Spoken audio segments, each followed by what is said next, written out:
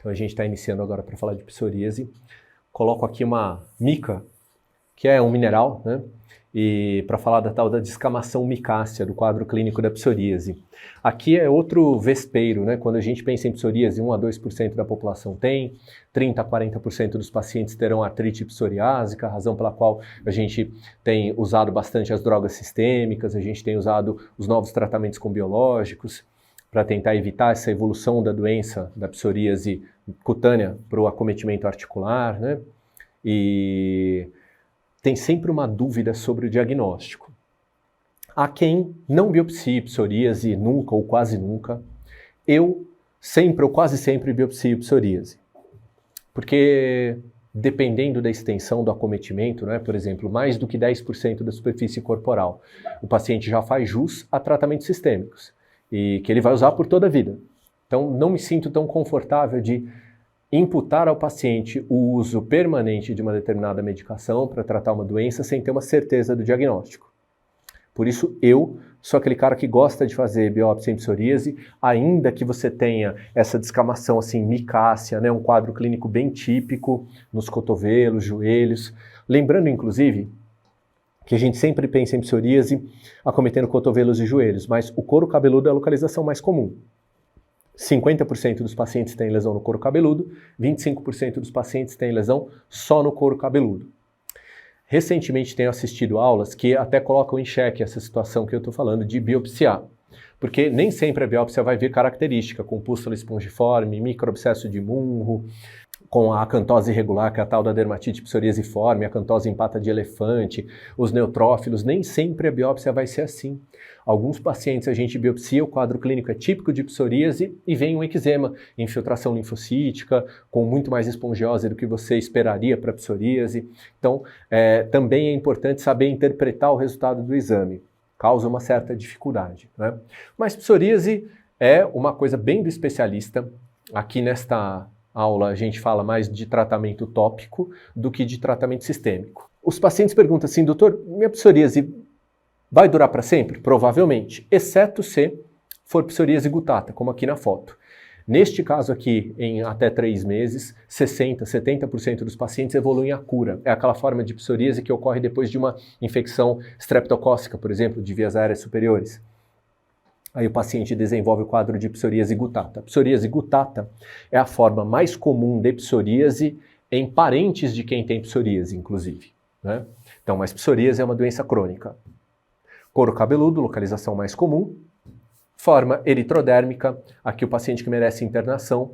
Causas mais comuns de eritrodermia, fármaco, psoríase e não sei. Não sei porque às vezes você não consegue estabelecer se é um linfoma, se é um líquen plano, se é uma dermatite seborreica, o que é. Este daqui é o paciente que muitas vezes a gente acaba fazendo 2 ou 3 biópsias, né, em localizações diferentes para tentar chegar a um diagnóstico. A gente tem estudado muito psoríase do ponto de vista imunológico. A gente tem 12 biológicos hoje, por exemplo, para a gente usar no tratamento da psoríase. E a gente consegue ter um resultado muito bom para a psoríase na pele, né? A psoríase articular até trabalha com outros parâmetros, não trabalha assim com PASI 100, melhora de 100%, né? Não trabalha com isso. Para nós na pele, hoje a gente trabalha com PASI 90, PASI 100%, PASI absoluto, né? Então a gente trabalha com medidas que refletem na realidade a melhora que a gente pode ter com as terapêuticas biológicas. Hoje no nosso ambulatório aqui a gente tem mais de 200 pacientes usando biológicos, tem um ambulatório também em um hospital particular com mais de 50 pacientes usando biológico, tem um volume bem grande de pacientes usando biológicos, né? Nesses 2 anos que eu retornei para o meu atendimento aqui em São Paulo e me divido entre São Paulo e São Luís, a Universidade Federal do Maranhão. A gente vai falar várias vezes da psoríase, que é uma doença do eixo TNF, interleucina 23, interleucina 17. A interleucina 17 é esta que volta para a superfície da pele do paciente e intensifica a resposta imune inata, né? Por isso essas drogas que são anti-interleucina 17 têm uma resposta dramática muito rápida, porque acabam atuando na interleucina, que voltaria para a superfície da própria pele, intensificando a resposta imunológica.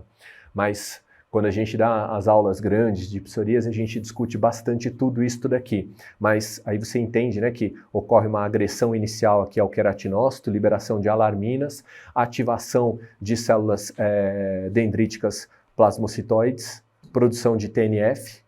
ativação de células dendríticas mieloides, produção de interleucina 23, desviando a resposta TH para 17, com produção de interleucina 17 e 22, a interleucina 17 volta lá para os queratinócitos que já estavam agredidos, houve uma agressão inicial, uma lesão inicial, porque a pele é seca, ou uma infecção, algum estresse a que foi submetido o queratinócito, leva à inflamação, e a interleucina 17 intensifica essa inflamação. Quando a gente vai avaliar a psoríase, a gente avalia então a superfície corporal, Body Surface Area. Para prescrever tratamento sistêmico tem que ter mais do que 10% da superfície corporal acometidos. DLQI, em que a gente avalia a qualidade de vida do paciente. Quanto maior o DLQI, menor a qualidade de vida do paciente. Também tem que ser maior do que 10 o DLQI para você prescrever tratamento sistêmico. E o PASI, que também tem que ser maior do que 10, ele varia de 0 a 72. Muito fácil um paciente ter um PASI, um índice de área e severidade, que leva em conta eritema, infiltração, descamação da lesão de psoríase. Muito fácil. Se varia de 0 a 72, muito fácil ser maior do que 10. Então, para prescrever tratamento sistêmico é superfície corporal maior do que 10, ou DLQI maior do que 10, ou PASI maior do que 10. Não precisa ter as três coisas, né? Muito bom. É a regra dos 10. Muito bom. É isso que define para nós que o paciente vai fazer uso de metotrexate, ou de biológico, ou de ciclosporina. Muito bom. Nosso objetivo, quando a gente prescreve um tratamento sistêmico para psoríase, obviamente é o PASI 100, a melhora de 100%.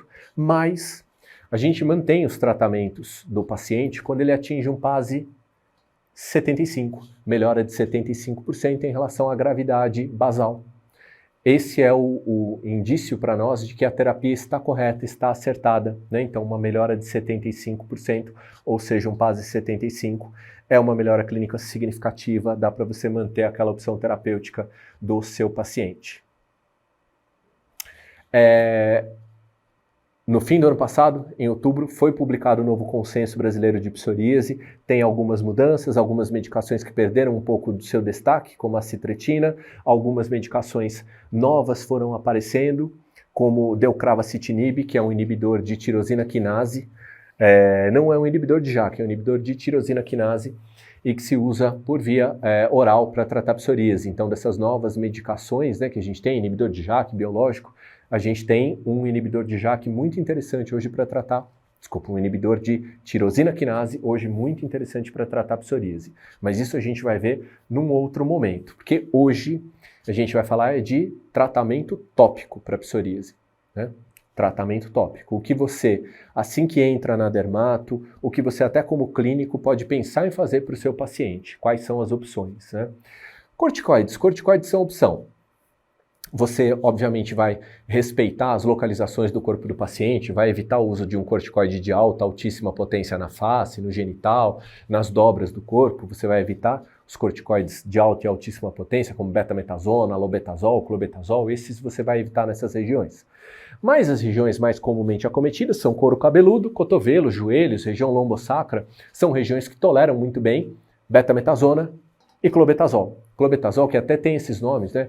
Psorex, Clobx, Psorex, né? Tá ali, tá escrito no nome do remédio que é para tratar psoríase. Clobetazol é sempre 17 propionato de clobetazol 0,05. Seja loção, creme, pomada, é sempre esta mesma fórmula, 17 propionato de clobetazol, sempre na mesma concentração, 0,05. 80% dos pacientes terão controle do seu quadro clínico usando os corticoides tópicos. Esses que eu falei, betametasona, clobetazol, são usados só uma vez ao dia, tá? Porque você já satura os receptores, você não teria uma ação adicional ao usar 2 vezes ao dia, só uma vez ao dia. Tá, Ricardo, então 80% dos pacientes melhoram. Melhorou, aí o que eu faço? A doença é crônica? Pois é, você pode manter, depois de melhorado, você pode manter o corticoide onde o paciente teve lesões, só nos fins de semana. Só onde teve lesões? Mas por que ali onde ele teve lesões? Sim, porque a interleucina 23, que a gente viu alguns slides atrás, a interleucina 23 ela é responsável pelo povoamento daquela placa de psoríase por células de memória. E essas células de memória é que fazem as lesões de psoríase voltarem sempre nos mesmos lugares. Mesmo as lesões de vitiligo, as lesões de dermatite atópica, muitas vezes são sempre nos mesmos lugares, são as nossas células de memória. Então, Você melhoraria o paciente usando o corticoide por 3 a 4 semanas todos os dias, depois você vai passar a usar só de sábado e domingo, nos locais onde o paciente já teve lesão. O estudo de manutenção foi feito por 12 semanas, porque tinha que acabar em algum momento o estudo, mas você pode estender isto por mais tempo, né?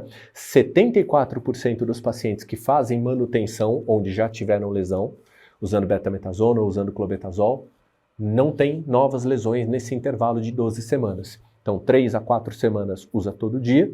Melhorou? Sumiram as lesões? Passa a usar só de sábado e domingo, onde teve lesão antes por causa das células de memória. Ricardo, você falou de 3 a 4 semanas do clobetasol? Sim. Não é necessário todo esse tempo para haver melhora, né? Por exemplo, quando você usa o clobetasol, você já tem uma melhora significativa na primeira semana. E lá pela terceira semana, o máximo de melhora que você pode obter. Então, já na primeira semana usando clobetasol, o paciente tem uma boa melhora. Vale lembrar que na bula do clobetasol está escrito que só pode usar a partir dos 12 anos de idade. Então, você tem que explicar para a mãe de criança que você está usando, que você é ciente do que está escrito na bula, mas que a literatura te permite ter alguma segurança sobre o uso mesmo abaixo dos 12 anos de idade. Inclusive, existe um vespeiro, assim, que é a classificação dos corticoides. Essa daqui é a classificação europeia, com 4 categorias, e essa daqui é a classificação americana, que tem 7 categorias, né, dos corticoides. Então, você às vezes vai ouvir assim, um corticoide categoria 3 e na outra classificação ele é 5. Isso vai acontecer. Mas, de qualquer forma, em ambas as classificações, a sequência de corticoides do menos potente para o mais potente é a mesma. Só varia o número de classes que existem. Quanto eu passo do corticoide, Ricardo? Pois é, você vai usar a unidade da ponta do dedo, meio grama, uma quantidade pequena do tamanho de uma ervilha, para tratar 2% da superfície corporal. Meio grama para tratar 2% da superfície corporal. O que é a unidade da ponta do dedo, então? Meio grama. Trata 2% da superfície corporal. A mão com os dedos é mais ou menos 1% da superfície corporal. Então, o rosto, por exemplo, se você for tratar com corticoide ou uma área equivalente a um rosto, né, na coxa do paciente, no joelho, no cotovelo, esta área de 2 mãos, 2% da superfície corporal, você trata com meio grama. Ricardo, eu não consigo pesar meio grama. Sim. Então aí você vai falar para o seu paciente que ele vai usar uma quantidade pequena do tamanho de uma ervilha. Uma ervilha é mais ou menos meio grama. Ou as dermatos aí mais chiques, né, acabam falando que é uma quantidade do tamanho de uma pérola, né? Eu falo que é do tamanho de uma ervilha. Então é uma ervilha para cada área de 2 mãos da superfície corporal. Inclusive, como eu já estava falando antes, os corticoides de alta e altíssima potência só uma vez ao dia. E aí só quando cai a potência que você passa a usar os corticoides 2 vezes ao dia. Houve uma época em que a gente achava que a psoríase era uma doença assim, que descamava. E a gente tentava aumentar essa descamação para tirar aquelas crostas que se formavam no paciente, né, aquelas cascas. A gente usava diprosalic, por exemplo, que é um corticoide de alta potência, betametasona, junto com ácido salicílico a 2%. Hoje a gente não faz mais isso, a gente quase não usa mais diprosalic, loção capilar ou creme por via tópica. A gente prefere usar os corticoides, aqui a gente tem vários nomes do clobetasol, né? E além dos corticoides, a gente também pode associar análogo de vitamina D. O receptor de vitamina D está envolvido em diferenciação celular, em ativação de células inflamatórias. Então, usar o análogo de vitamina D, o calcipotriol, pode ser bastante benéfico e tem sido, ao longo dos anos, um dos componentes da terapia tópica de primeira escolha para a psoríase. Então, terapia tópica para aqueles pacientes que têm até 10% da superfície corporal, a qualidade de vida não está muito comprometida, o PAS é de até 10%, você vai usar tratamento tópico associando análogo de vitamina D, calcipotriol, com um corticoide que traz uma resposta alta. E o calcipotriol, o análogo de vitamina D, depois pode ser usado na manutenção. Existe um limite para a quantidade de produto que você pode usar na semana, 3 a 4 tubos, né? Que é bastante, vai dar para tratar uma área de superfície corporal bem grande. E é interessante associar com o corticoide. Tem um efeito sinérgico, melhora mais do que o corticoide isoladamente e reduz rebote. Então, monoterapia com corticoide tem um certo nível de rebote. Se você associa o análogo de vitamina D, está lá o Belda que não nos deixa mentir. Você reduz rebote dos pacientes. Isso daqui está no consenso antigo No consenso novo não tem isto declarado desta forma exatamente, mas então como é que você usaria corticoide e análogo de vitamina D? Seria assim, ó, no primeiro mês, então, primeira linha para a psoríase. No primeiro mês, calcipotriol e dipropionato de betametasona na mesma formulação, nome comercial Daivobet, sem nenhum conflito de interesse, uma vez ao dia. Segundo mês, calcipotriol, que é o Daivonex, é só o análogo de vitamina D, 2 vezes ao dia, de segunda a sexta-feira. E o Daivobet aos fins de semana, uma vez ao dia. Terceiro mês em diante, só o análogo de vitamina D, 1 ou 2 vezes ao dia por tempo indefinido. Então você começa com o Daivobet e acaba, a partir do terceiro mês, usando só o Daivonex por tempo indefinido. Existe uma outra opção que leva em conta a separação de corticoide e análogo de vitamina D em produtos diferentes, está aqui também destacada. Mas esta opção aqui, ó, é bem interessante. Começa com Daivobet todos os dias, depois Daivobet só de fim de semana, Daivonex de semana, depois só Daivonex todos os dias. Em algum momento, você vai atender paciente que tem psoríase no couro cabeludo e ele vai falar para você que ele está usando Ionil T, Tarflex, Coaltar, que é alcatrão da ulha. É um produto que lembra fuligem, lembra o que acontecia na pele dos limpadores de chaminé, lá na Inglaterra vitoriana. E esses produtos, né, sendo fuligem, eles tinham uma carcinogênese associada, não só da pele, mas também de trato geniturinário. Hoje, esses produtos melhoraram bastante, tanto em cosmética, né, odor, como na redução do risco de carcinogênese. Então você tem Ionil T, Tarflex, Politar, Teratar, são opções, mas não tem uma cosmética tão agradável para o paciente. E levando em conta que a malacésia está presente no couro cabeludo do psoriásico e também contribui para a inflamação, faz todo sentido e a gente encontra nos livros-texto, encontra nos consensos o uso de cetoconazol shampoo para o couro cabeludo. Vai usar só o cetoconazol? Não. Vai usar também o clobetasol, loção capilar. 20 gotinhas, aplica, massageia e deixa, lava no dia seguinte. 7 a 10 noites, vai ter uma melhora muito grande e também pode fazer a manutenção do couro cabeludo com o corticoide só de fim de semana. Ou, eventualmente, para quadros que não são tão graves, fazer a manutenção usando só o cetoconazol shampoo. Depois a gente vai falar desses shampoos, cetoconazol shampoo, para dermatite seborreica e para psoríase, que não é porque você usou o cetoconazol shampoo que você não pode usar um outro shampoo na mesma lavagem, tá? Se você for, inclusive, pensar em termos de cosmética, eu quero diminuir a população de malacésia no couro cabeludo, mas o cetoconazol não deixa uma estética tão boa no meu cabelo. Posso usar outros shampoos com antifúngicos? Então, existem estudos, segundo a avaliação dos próprios pacientes, né? Assim, o paciente dizendo que gostou mais deste ou daquele shampoo. Existem estudos com shampoo que tem ciclopiroxolamina, Stiprox, Stiproxal. Parece que a ciclopiroxolamina resulta numa cosmética mais agradável do cabelo. Inclusive, quando a gente pega Sincere, um Quertiol, a gente vai ter nesses produtos piroctanolamina, que é um parente da ciclopiroxolamina. Ureia. Tem que usar hidratante na pele do psoriásico? Tem. Vai usar ureia? Não. Não vai usar ureia. Inclusive, quando a gente for falar de dermatite atópica, eu vou falar para vocês que as propagandas de alguns hidratantes, né, da linha Cetaphil, por exemplo, está lá escrito livre de ureia.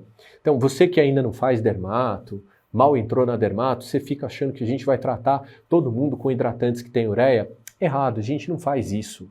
A gente não faz isso mesmo. Eventualmente, para ajudar na remoção das escamas, eventualmente num pé que é muito hiperqueratósico, a gente vai passar um Bepantol nas fissuras e vai usar uma ureia 10, 15, 20%. Mas ureia não é pilar central da nossa hidratação. Ela até está presente na nossa pele, é um dos fatores de hidratação natural, mas não é uma prioridade para nós quando a gente busca um hidratante para o nosso paciente, nem aqui na psoríase. Prefiro outros hidratantes. Neutrogena Body Care, Nivea Milk, vou falar bastante inclusive desses outros hidratantes mais baratinhos na nossa discussão de dermatite atópica, que a gente encerra a parte de tratamento tópico de psoríase.